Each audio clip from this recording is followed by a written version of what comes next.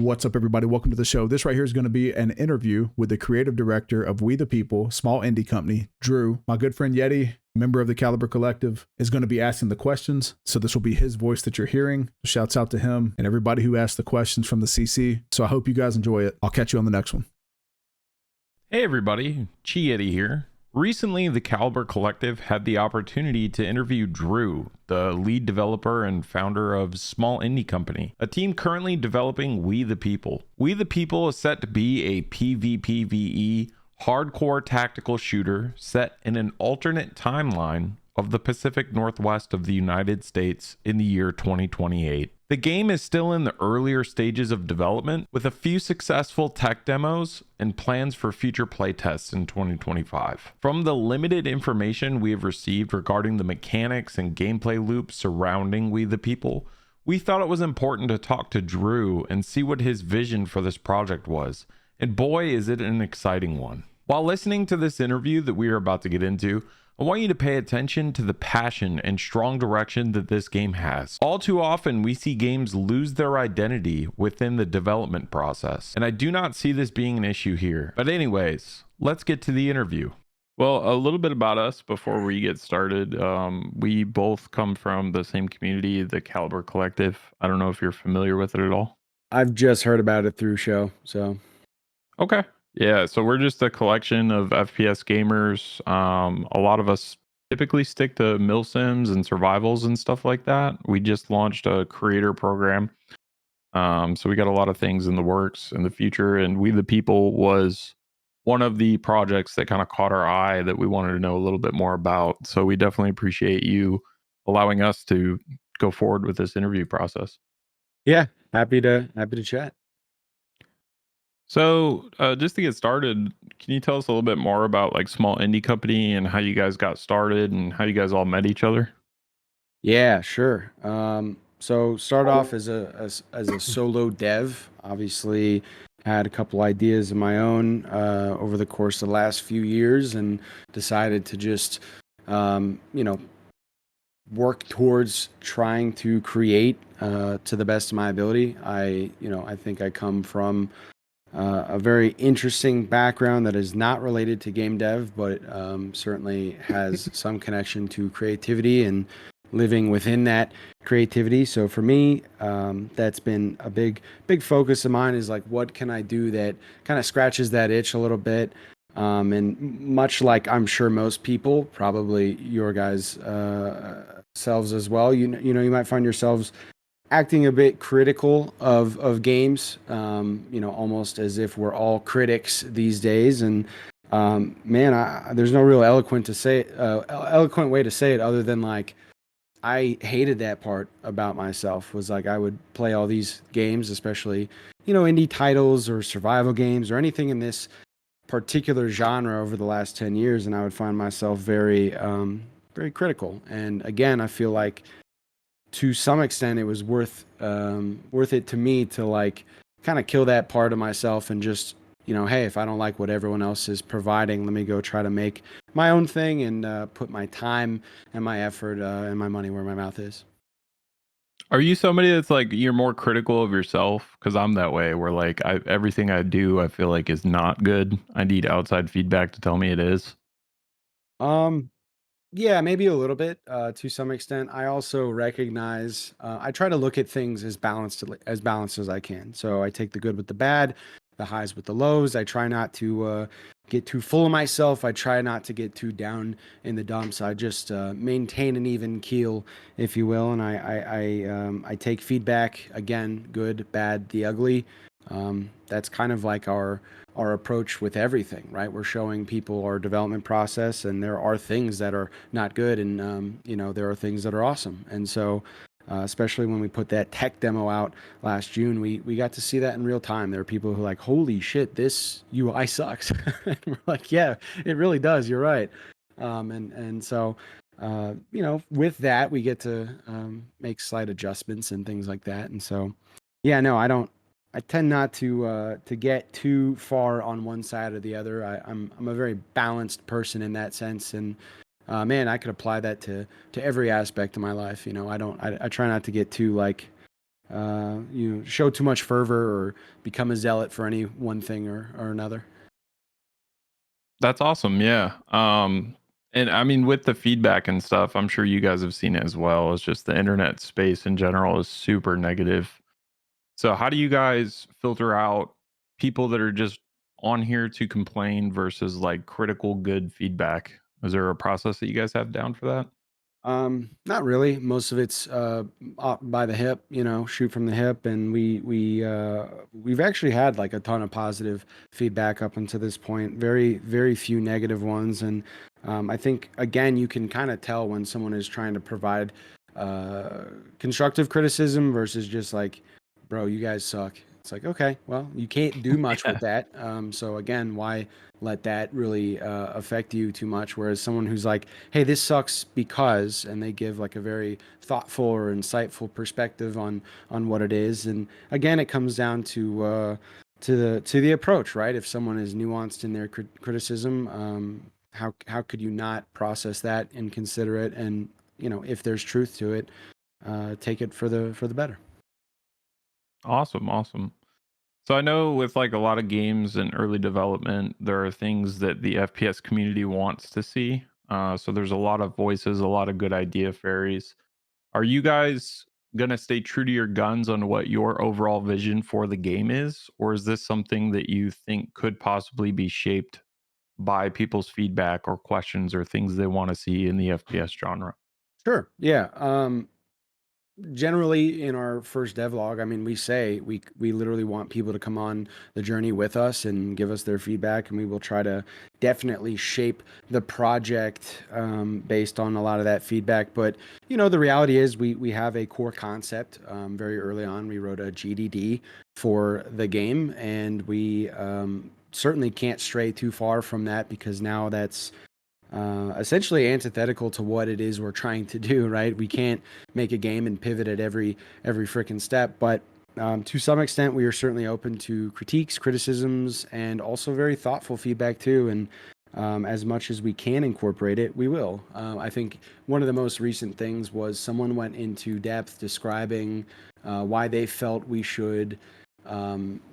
Adjust the way we deliver our mouse sensitivity. They said incorporating it with 4 decimal places, an example of that being 0.0125, would allow for a better mouse feel as it relates to certain mouses and their DPI settings and things like that. And so again, coming from like a solo dev, now us running like a team of people, nothing I would have ever considered until again someone very thoughtfully brought it up, and now I'm like, okay, yeah, tracking that. Let's see what we can do, and just small things like that are certainly worth changing. Our UI, one of them was mouse sensitivity. Inherently, in our first tech demo back in June, we did not have the ability to change mouse sensitivity, let alone change the pitch and yaw or whatever. There's still those old school boomer shooter gamers that really like having their mouse going in different kooky ways. And hey, you got to respect it. Everyone's a little different. So small things like that are so easy to listen to and consider. And, if someone says like, hey, make it a BR, I'm going to say, Sorry for the cough, no, boys. right. If you're watching this, But, I will I forgot definitely I be had the open mic hot. and consider it. Yeah. Why not? Awesome.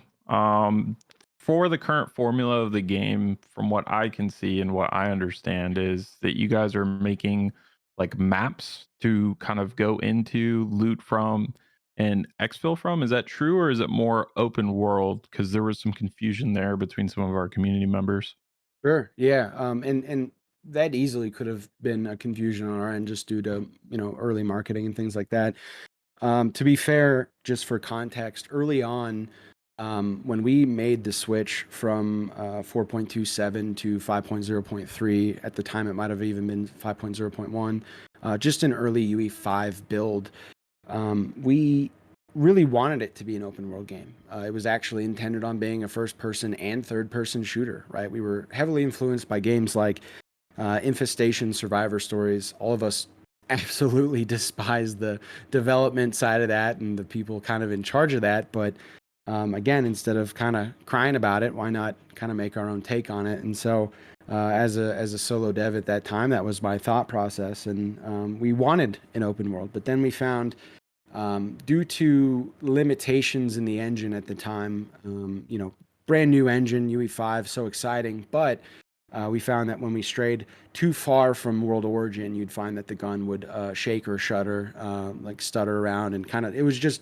very unbecoming of a first-person shooter, and it looked ridiculous. And so we had to scale back, and we started thinking more about like how can we break it into maps of 2 by 2 kilometers squared, and thankfully since Unreal 5.4, they have since fixed that.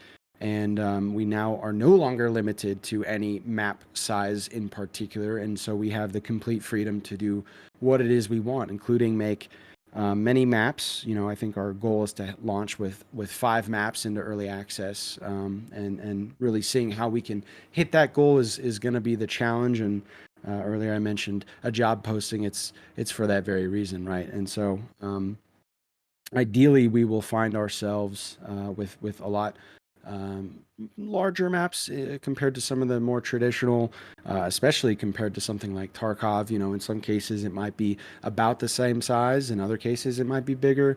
In more of our arena setting, you can certainly expect they're smaller. So you'll definitely get a myriad of options, and it's definitely going to be extract, infill, exfil, right? It's not going to be this big open world, and it's certainly not, similar to Tarkov or other projects where you're kind of going from one map to another. You're definitely doing the loop of infilling, exfilling, maybe akin to like the Cycle Frontier or Tarkov. I like the sound of that, though. I mean, that does sound pretty promising. What are you guys calling the I'm gonna call it a hideout, but I don't know what name you have for it. We've Mhm. seen it in some of the clips where you're walking up to the mission board and you're infilling from the mission board. What are you calling that area? Is that the hideout?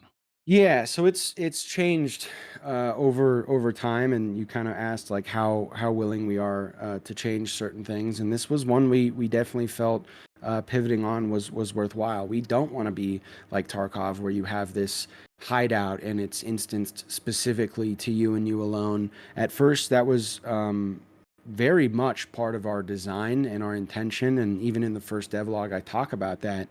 But I think we've changed a little bit, and after watching a game like, say, Gray Zone Warfare, and this is not to throw shade, but we felt as though their safe zone settlement was, man, it was just kind of pointless. Other than the badass viewpoint of seeing helos coming in and going out, other than the fact that you couldn't hear your friends now, in comms or whatever. But for us, the point of a safe zone settlement is very important. And I think in Show's last interview with me, he had asked like, "What about some downtime? What do you guys have planned?" And so, I probably won't go into the craziest detail there, but I will say that we do have downtime stuff planned for the safe zone settlement. And considering a player will spend a lot of time there, especially all of their downtime. In our case, there's no main menu simulator activities. It's like when you're not in a raid or in an arena match, you're hanging out there and you're dealing with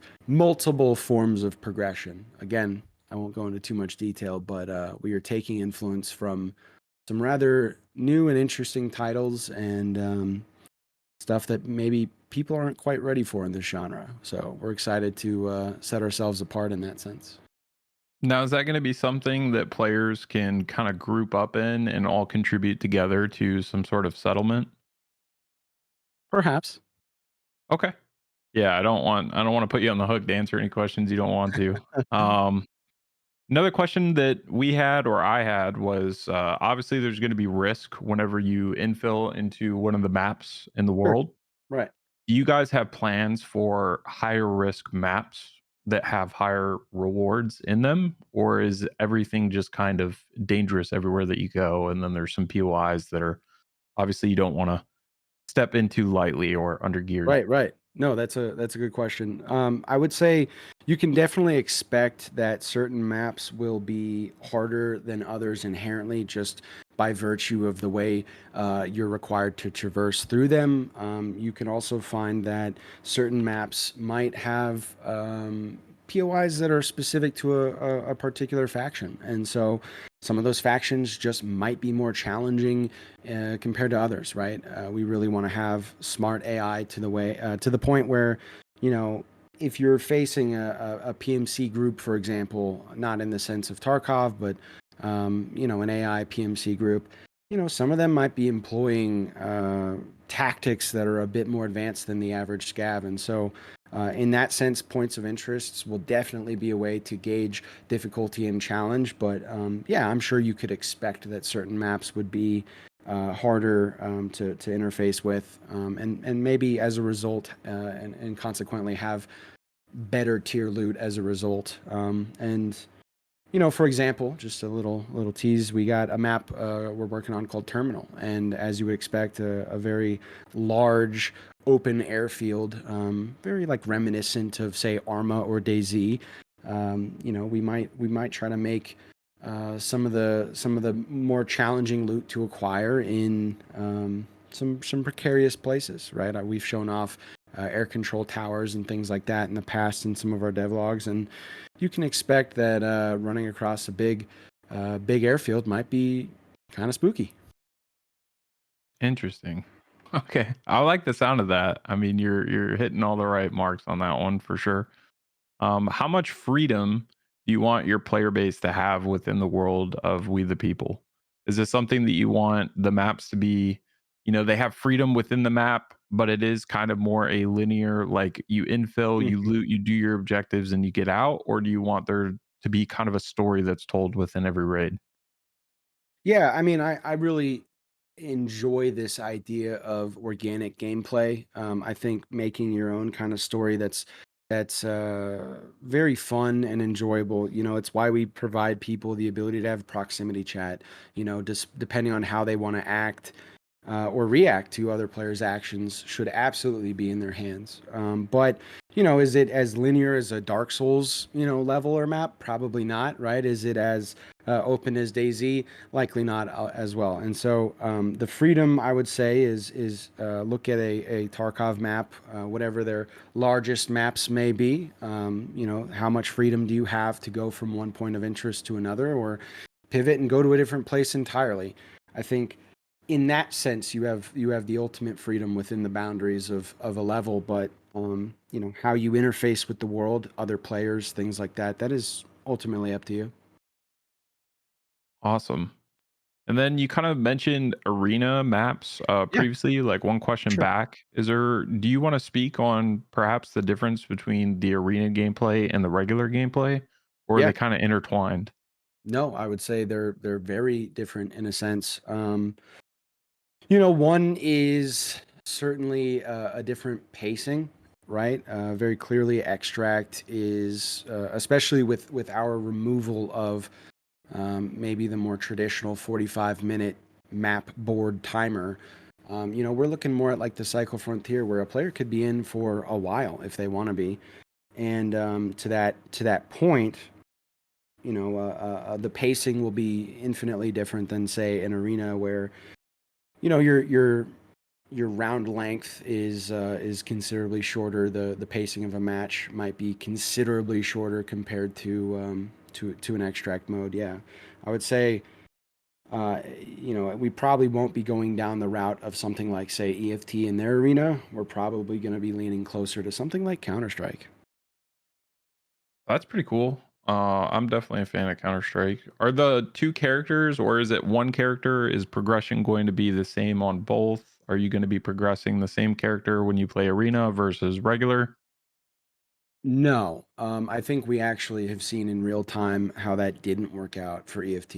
I, What's I would what's agree. That was why that was one of my questions for that. Right. Yeah, and we pay a lot of attention to other games, especially competitors, but more importantly, as fans of the genre, we really try to keep an open eye, keep an open mind and an eye on things that are, you know, moving the genre forward or hindering it. And so we think genuinely this idea of this connected arena and extract could work if done well, if implemented appropriately. But we've kind of yet to see that And if anything, we find that it becomes a detriment to the wipe longevity. And so for us, a lot of the methodologies and progression systems we're looking to bring to We the People, especially as it differentiates itself from a game like, EFT or ABI or Delta Force or anything out there, Hunt Showdown, etc.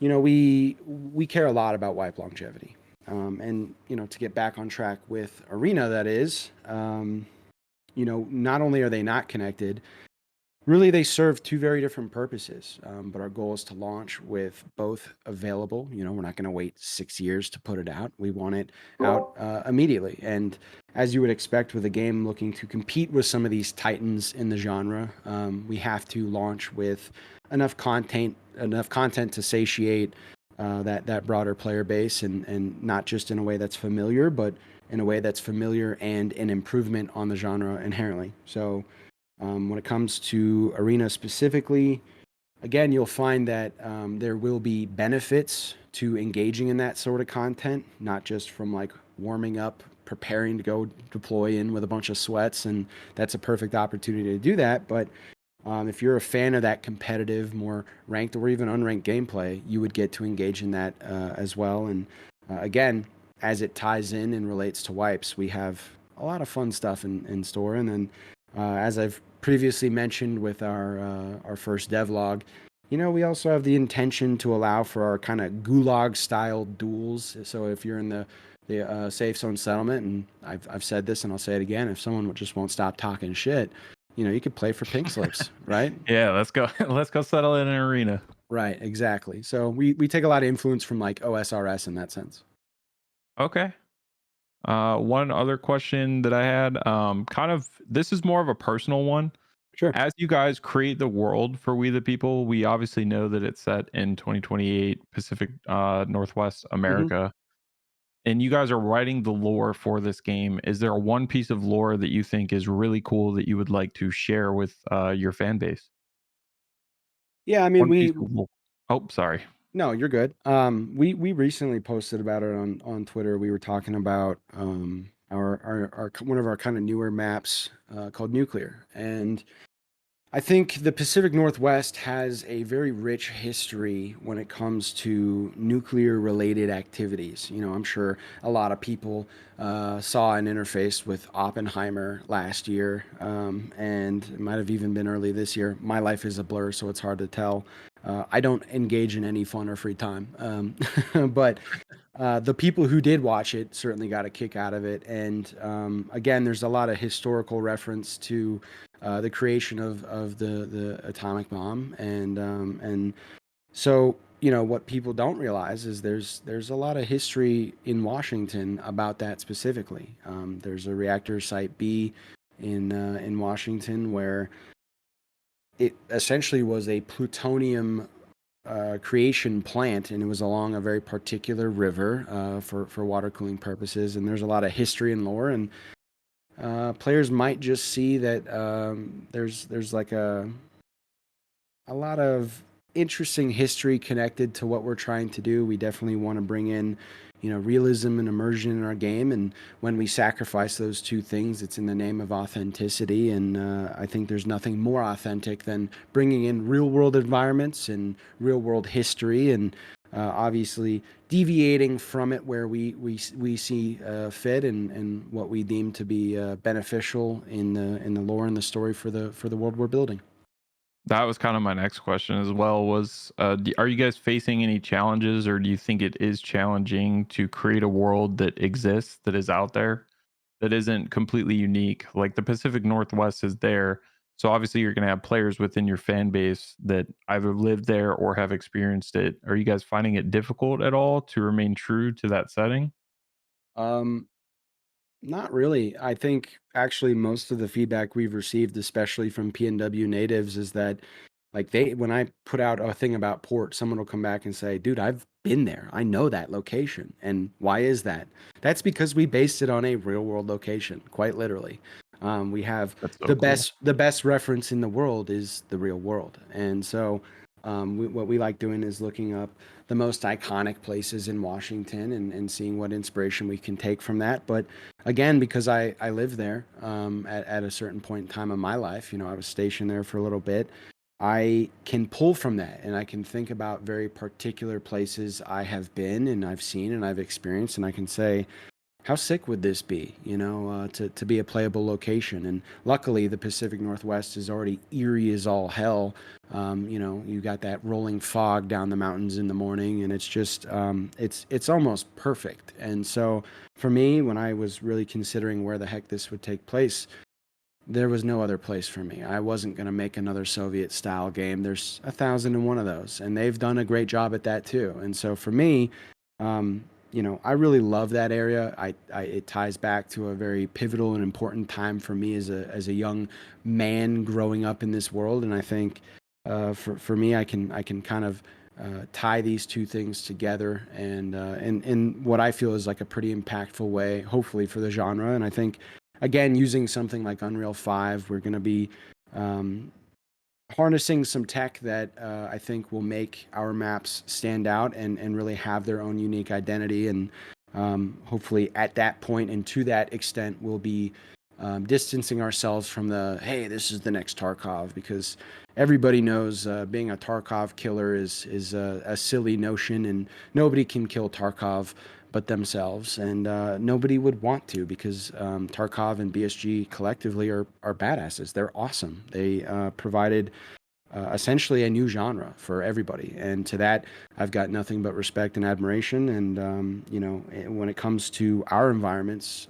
we don't want to be, you know, kind of copying them or anything like that. We want to really show off how beautiful the Pacific Northwest is, and you know, in beauty there is pain at times, and believe me, we the people will bring some pain. Awesome. Our last question, and then we had one more question for kind of off the books. The last question that our player base had was, will there be a clan system or some way for players to group together and progress together outside of just party and matchmaking? A lot of people want to continue their journeys as a group or start their journeys as a group. Is there going to be systems in place for that? Yeah, so in the earliest iterations of my design for the game, I had, again, with every intention of it being kind of more open world, I had the intention of having clans, clan wars, all sorts of cool stuff like that. And of course, I would love to see how much of that original spirit and intention I can maintain.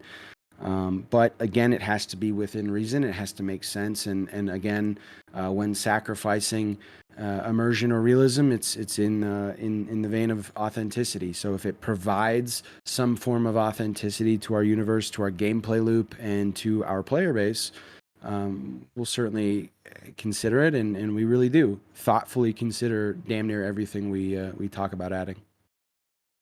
Okay. Awesome. I really enjoyed everything that you had to say, and I can tell that you're super passionate about it. When you were talking about the fog rolling down the hills in the morning and how eerie that is, it painted a picture in my head Yeah, because man, I've been that's up there. I was that's this is really good. I really like it, man, and especially the quoting of you know, sacrificing realism and immersion for authenticity. I think that is a huge like quote for success right now, because you know, there's a lot of, I wouldn't say copy and pasting, but there's a lot of kind of the same stuff, and like everybody, there's only That's not unfair to say. yeah, Yeah, of course. there's only so many ways you can make an M4, right? Like that's what Of an course. M4 looks like. You can't. Right. So how do you take what is real or what looks real, right, and make your own stamp of uniqueness, man? And I think you saying that quote 2 or 3 times during this is big. I respect that a lot. Yeah, and you know, you guys mentioned the fog rolling down hills. Obviously, you know, to what it was I was saying, or a callback that is. You know, another thing I think, and this should maybe be a little tease as to what is to come. You know, there's things that are inherent to the Pacific Northwest that are not inherent to other places. You know, every few hundred years, there's major floods that take over and devastate very particular locations. And so how can we pull in real world inspiration and things like that? You know, we intend to have a map called Flooded. Well, I'll let you guys do a little bit of, you know, ideating on your own, but I'm sure you could put 1 and 2 together. So definitely that. And when it comes to guns, you know, we love, we personally enjoy firearms. We want to be as accurate as we can in what we're portraying, mainly for the sake of not necessarily being a sim, but again, like a certain level of respect to that community, the fan base, and to ourselves, right? We want ultimate customization and ultimate options. And I think even during our tech demo last June, there was a content creator who did the math, and he said, you guys have over 1 million variations of customization on just the one gun that was available, the M4. And you know, as I've mentioned in the Discord, we'll be having a playable ready for people come May through June at another Steam Fest, and they might find that there's a lot more guns available in this build than that build last June. That gets me really excited. Yeah, I can't either. I don't know about you, but this is definitely a project that I'm excited for. This is something that I think we need in this genre, and personally, we need more attitudes like Drew's in this industry. I think this is going to be something special. It excites me that they are not going to sacrifice authenticity or their vision for this project based on feedback. I think it is important when you're making a masterpiece that you sit back and you have a strong vision of what it's going to look like at the end before you even start. And to me, it sounds like Drew already has this done. If you want more information regarding We the People or even the Caliber Collective, the links of both Patreons and Discords will be in the description of this video. Until next time, folks.